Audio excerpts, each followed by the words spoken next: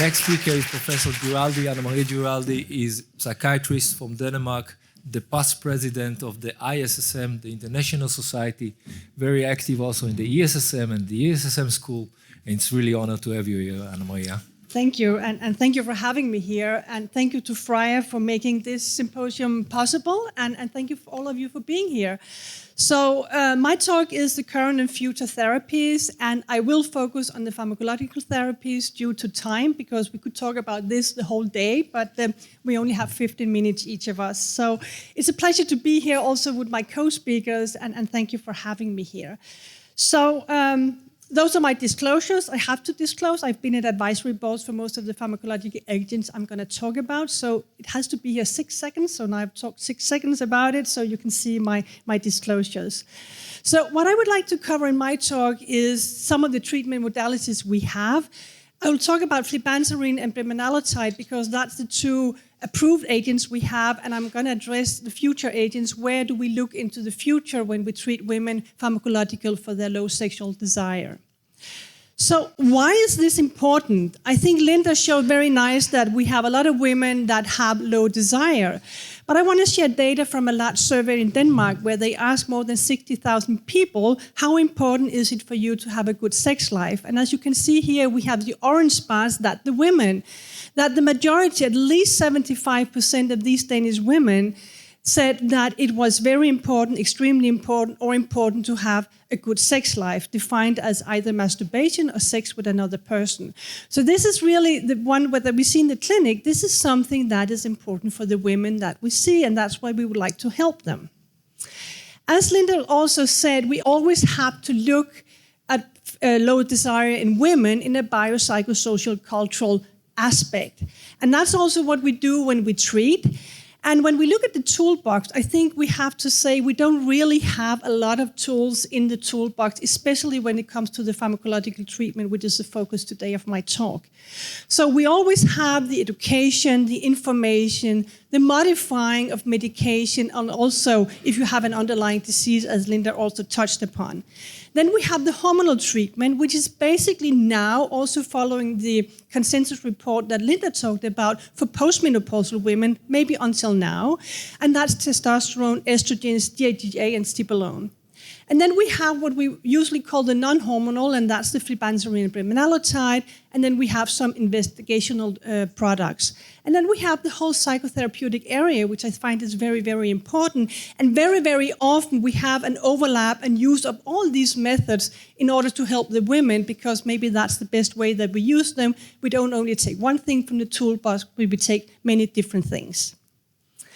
So this is also from one of the ISSM papers. And I just want to illustrate, when we talk about desire, we think that everything has an effect on the brain. So whether we do education, the experience women have, whether we do psychotherapeutic approaches, or if we do hormonal approaches, or if we do other pharmacological approaches, we always think it has something to do with the brain. We modify the important areas of the brain where desire is regulated from. So that's like the whole concept also when we talk about pharmacological treatment, but also the non-pharmacological treatments, of course, has an effect on the brain.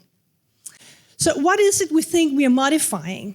So we have to think, or the way we actually think is that we have something that inhibits sexual desire, and we have something that promotes sexual desire, and we have a balance. So if you have what you call a normal, it's always difficult to say something is normal, but if we have a function sexual desire, we will have a balance between something that promotes it and something that inhibits. But then we think that if you have a desire that maybe is a little bit more dysfunctional, it might be because we have too much inhibition, which is illustrated by the blue ones. So there's too much inhibition, or there's too little excitations.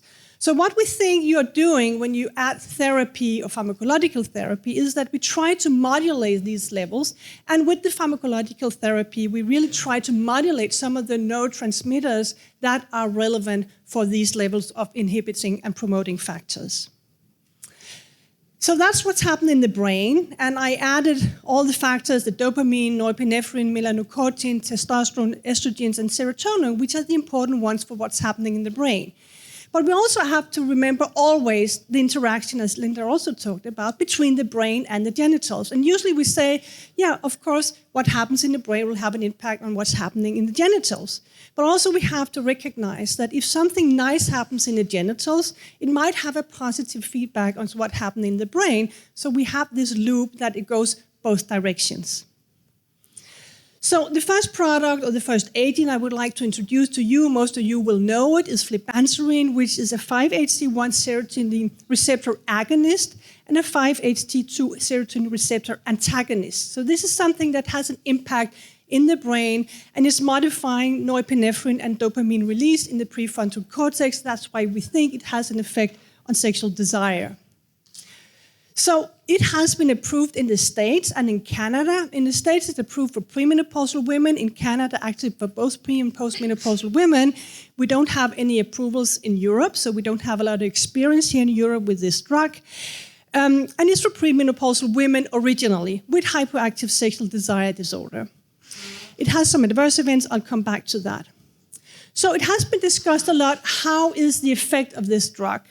It's a drug that you take every day, 100 milligram. And here you can see the data from the pivotal studies. So you can see here that there was an increase in what they call satisfying sexual events. This is placebo. This is the active treatment. Then there was an increase in desire. This is placebo. This is desire on the FSSI desire domain. And then there was a decrease in distress and sexual distress. So the women receiving active treatment had less distress. So when you look at the adverse event, these are what we would expect from a centrally acting drug. You can see on the top, you can see flibanserin. It's dizziness, somnolence, fatigue, nausea, insomnia, and dry mouth. But here it's also compared to other agents that has an effect on the serotonergic system. And you can see it's pretty similar, or sometimes even less than you would see if you treat with an SSRI. So what has been discussed is the effect we have, is that relevant? So they asked the women, how is your condition today compared to when you started with the study medication? So meaning, did you have a benefit from the treatment with flibanserin? And here you can see that the black bars is the active treatment, and 7 is that you had no, it was very much worse, and here it's much improved. And you can see that both with placebo, but especially with the active treatment, the women a little bit more than half of them, or around half of them, said that there was no change, and then it had a positive effect for many of the women.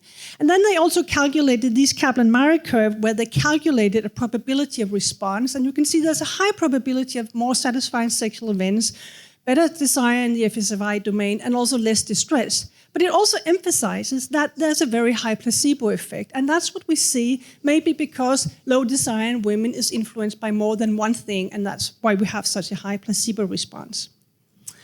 If we go to the other drug acting on the melanocortin system, it acts by the activation on melanocortin receptors, which also have an impact on the dopaminergic system. And bremelanotide is a melanocortin type 4 receptor agonist. So this product is called Vyleesi. This is also for premenopausal women, only approved in the States. And this is quite different because you need to take this on demand. And I think it's quite interesting that you need to take a drug for low desire on demand. So how does that work? And we don't have a lot of experience in Europe because we don't have the drug yet. So you have an injection. You take it on demand about 45 minutes before sexual activity. And I'll come back to the side effects. And here you see again the pivotal studies. And you can see that if you look at the desire domains, here you have, I think the storm is moving the picture. So here you have the active treatment, and here you have the placebo. Again, there's a difference, but also we have a high placebo effect. And when you look at distress, you can see the same pattern. You have a decrease in distress that's larger in the active treatment. When it comes to the side effects, the most pronounced side effect with this drug is nausea. You can see that if you look at placebo and the active treatment, that a lot of the women, almost 40% of the women will describe nausea. And then you also have many of them describing flushing and also headache.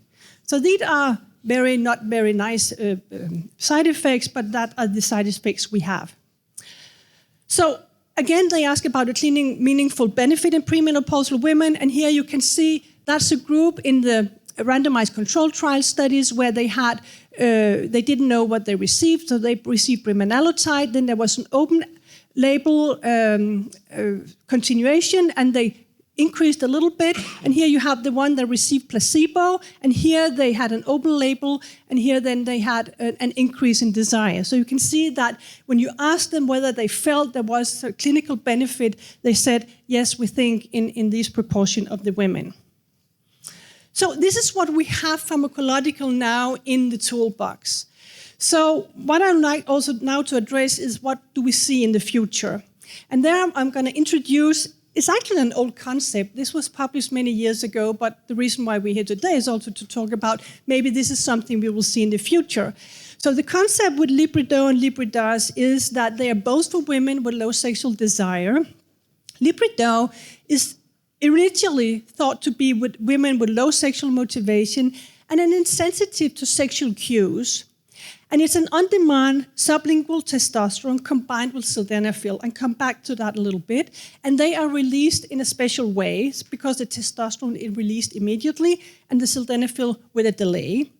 And it's supposed to increase the sensitivity to external and internal sexual cues. That's like the testosterone effect. And also the physiological genital sexual response. So that's by increasing the blood flow to the genitals, we think now there's more inputs to the brain, there's more inputs to the body, and that might also help increasing desire. Libidas is also a combination, that's for women with low sexual desire induced by dysfunctional sexual inhibition mechanism, meaning that we think about this balance between excitation and inhibition, and it's an on-demand sublingual testosterone combined with a 5-HT1A receptor agonist, buspirone, in 10 milligram. And that's supposed to increase sexual motivation and inhibit overactive sexual inhibition. So that sounds very technically. I'm going to show you some of the results from the studies. So this is just to show you this special way of releasing that you have testosterone, that's a sublingual testosterone that's absorbed in the mouth. So you have a very, very rapid testosterone plasma peak, and then you have a slow release of the sildenafil or the buspirone, and then you'll have a peak later on. So that's how they work together. So we think there's this dual effect with a positive feedback loop. So you both have the central stimulation and in one of the drugs, the genital stimulation. We don't have a lot of data for these drugs, but they will be in trials. There's an abstract also on this conference about that. But here you can see some of the data for Libido, which was the one with sildenafil, that you have sildenafil alone. Here, a number of satisfying sexual events. You have testosterone alone, and then you have the combination. And here you have the subjective sexual satisfaction. You have sildenafil, testosterone, and the combination. And here you have some parameters on orgasm. And again, you see there's an increase when you combine the two different compounds. The other one is Libidas, where again we have the satisfying sexual events, you have the satisfaction, and you have the orgasmic. And again, you see that these combinations of two central acting components will increase the response related to the sexual responses. So this is what we look into the future. And I think what is so interesting is that we need to recognize, we know that when we talk about sexual desire, we talk about something that's happening in the brain, but now we are also trying to add, or not we, but someone are all trying to add something that has to do with the genitals too, and maybe have a combination that is very beneficial. We'll see in the future. Another product that has been in a very, very small trial is called the Rexy, which is a combination, again, of something that acts in the brain, which is bupropion, which is a dopamine norepinephrine reuptake inhibitor, and trazodone, which is serotonergic agonist antagonist. So again, combining two different drugs maybe is the future. This is an open label on only 30 women, and they had a decrease in distress and maybe small rises in desire. We will see in the future if we will hear more about this combination. So in conclusion, I think that the pharmacological treatment has a role. We can discuss that. It has been discussed a lot, but I think it has a role in the treatment of low desire in women. We have new treatment concepts. Some of them have been under development for a long time. Some of them are new, but they all focus a lot on combining drugs that have an action in the brain, and also to include maybe drugs that have a peripheral effect also for the women. And if you want to read more, I have added some. I think one of the very nice things that came from Linda's group is also how do we manage low sexual desire in trans women in the future. I think this is something we need to talk about in the next meeting. But the other ones really take you through what's happening in the field of pharmacological treatment of low desire in women. Thank you.